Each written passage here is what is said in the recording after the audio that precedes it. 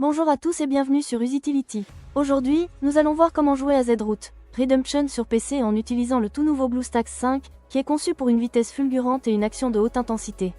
Nous pourrons facilement télécharger et installer Z-Root Redemption et profiter du jeu sur notre PC Windows avec un clavier, une souris et un grand écran grâce à BlueStacks 5, qui est l'émulateur Android que nous recommandons pour jouer à Z-Root Redemption. Alors sans plus attendre, passons à l'action.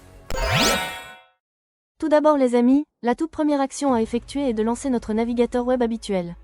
Nous avons à l'écran celui que nous préférons. Passons à l'URL suivante que je mets en évidence avec du vert. Vous pouvez la voir sur cet écran. Vous n'avez pas besoin de saisir quoi que ce soit, parce qu'il y a un lien à cliquer dans la description sous cette vidéo et dans le tout premier commentaire permanent.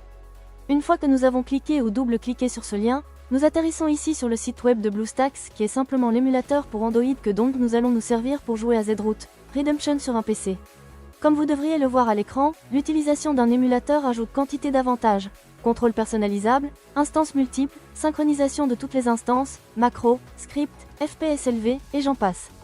Il est grand temps de procéder au téléchargement de Z-Root Redemption en cliquant ou double-cliquant sur ce bouton jouer sur BlueStacks que j'ai marqué en vert. Nous faisons après un clic de souris sur le bouton de téléchargement. Et le téléchargement démarre et finit sans délai et voilà, notre téléchargement est terminé. Il s'agit d'un fichier exécutable. Ce que nous allons faire est de lancer l'installateur, aussi nous allons cliquer sur ce fichier exécutable. Si nous sommes sous Windows 10, il nous sera demandé l'autorisation d'apporter des changements au système. Nous devons répondre oui. Je minimise le navigateur pour bien mieux accéder à l'installateur. Le programme d'install est très sommaire. Il ne comprend que deux options, installer et configurer le chemin. Je vous explique à quoi sert configurer le chemin. Il vaut de cliquer dessus. Et nous voyons que nous avons ici accès au chemin exact où l'émulateur Android sera situé après son installation. Si nous voulons modifier ce répertoire, il nous faut cliquer sur ce bouton « Sélectionner le chemin », ensuite nous optons pour un tout autre dossier et installons l'émulateur où nous voulons. Je conserve l'emplacement par défaut. Je clique sur « Retour » et je clique sur « Installer ». Voilà, c'est fait. Cette installation a commencé ensuite, elle va entamer le téléchargement de ces mégaoctets que vous pouvez voir à l'écran. Quand vous le téléchargerez, il peut y avoir plus ou moins de MOS. La vitesse pour le téléchargement sera plus ou moins véloce, selon la qualité de Internet et de la vitesse des serveurs de notre émulateur.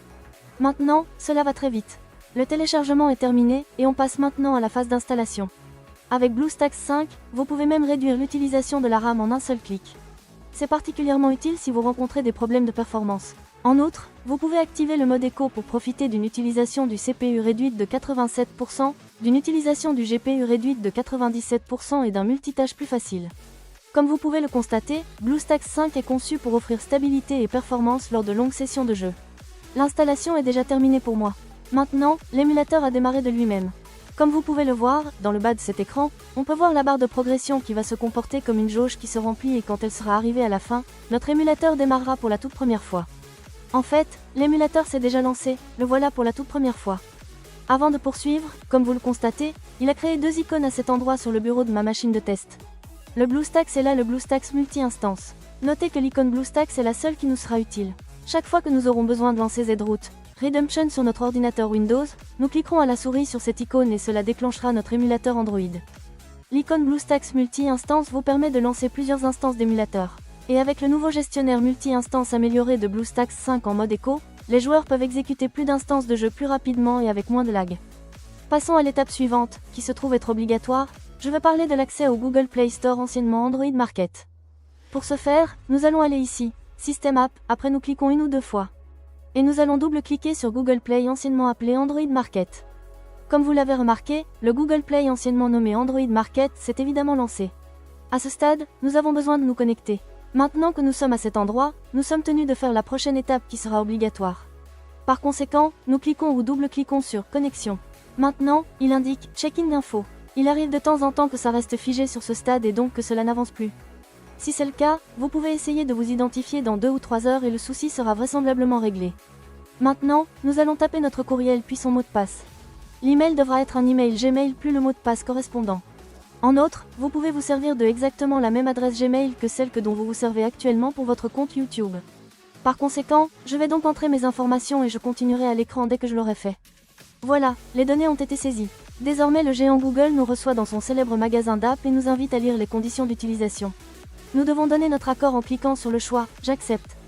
Ensuite, il nous invite à garder nos sauvegardes sur Google Drive. Vous pouvez, si vous trouvez cela pratique, laisser la case cochée aussi, cela créera une copie des données de cet appareil E accent aigu MULE accent aigu sur le cloud de Google. Je ne vais pas la cocher, mais libre à vous de la cocher. On clique une ou deux fois juste sur j'accepte. Google Play est démarré par défaut et sans intervention de notre part. Afin d'installer un jeu ou une toute autre appli Android, il nous faut faire un tour sur le bureau de l'émulateur pour Android en double-cliquant sur cette icône désignée avec du vert. Désormais, puisque nous sommes sur le bureau de l'émulateur Android, nous réalisons que nous avons à notre disposition ce bouton Installer le jeu. Nous cliquons sur ce bouton visible à l'écran.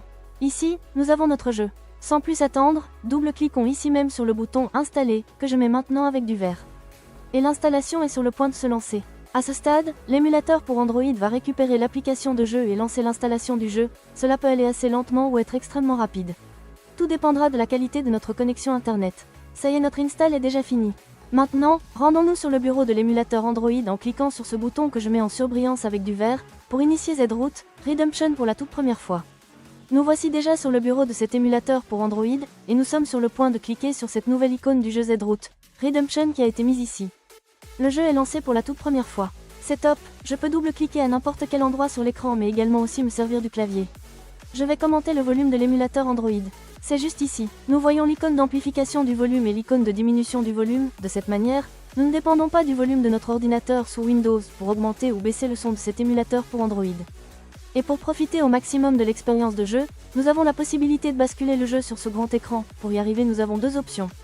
Voici la première occasion où nous double-cliquons sur cette icône que je vous mets en évidence en vert. Et maximisons notre écran, en gardant une bordure tout en haut, une à droite et une tout en bas. Si l'on veut basculer le jeu ou une toute autre appli Android mode plein écran, on doit cliquer sur cette icône. Et nous serions déjà en train de lancer ce jeu en plein écran.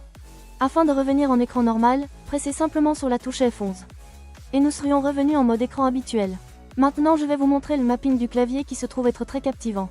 De la sorte, nous saurons comment nous lancer ce jeu plus commodément. La première action à faire consiste à cliquer un ou deux fois sur l'icône de clavier.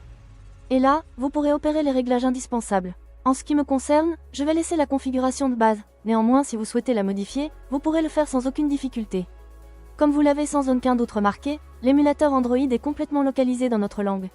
Cependant, il arrive de temps à autre que notre émulateur soit booté dans une autre langue, par exemple en coréen. Et pour le mettre dans notre langue, nous revenons à cet endroit sur cette icône en forme de roue dentée. Et ici, dans Autres paramètres, nous cliquons sur le menu déroulant « Langue ». Nous allons pouvoir sélectionner la langue que nous parlons, français, anglais, mandarin, etc. Une fois la langue choisie, c'est le moment de sauvegarder. Notre émulateur reboot ainsi le jeu. La toute prochaine fois que nous le démarrerons, sera de la même façon dans la langue de notre choix. Maintenant, il y a un autre point que nous devons prendre en compte, et c'est que nous recevrons un email nous informant qu'un nouvel appareil a été connecté à notre compte Google. Cet email sert à vérifier si nous avons établi la connexion de l'appareil. Bien entendu, c'est bien le cas, pas la peine de stresser, car oui, l'émulateur émule un appareil Android.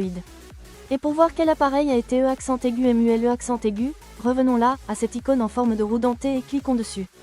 Et nous nous rendons ici à l'option « Modèle ». Nous venons de découvrir que cet émulateur pour Android simule un téléphone mobile Samsung. Nous allons donc recevoir un mail précisant qu'un nouvel appareil de la marque coréenne Samsung s'est connecté à notre compte Google. C'est tout pour ce tutoriel, chers amis. Je souhaite de tout cœur qu'il vous ait plu, et plus encore qu'il vous sera utile. Si c'est le cas, donnez-lui un bon like, abonnez-vous. Et si vous désirez déposer un commentaire, des questions à me poser ou des suggestions à faire, laissez-les dans la boîte de commentaires ci-dessous. Cliquez avec la souris sur l'une des vidéos qui s'affichent sur l'écran et rendez-vous dans les prochaines vidéos. À bientôt.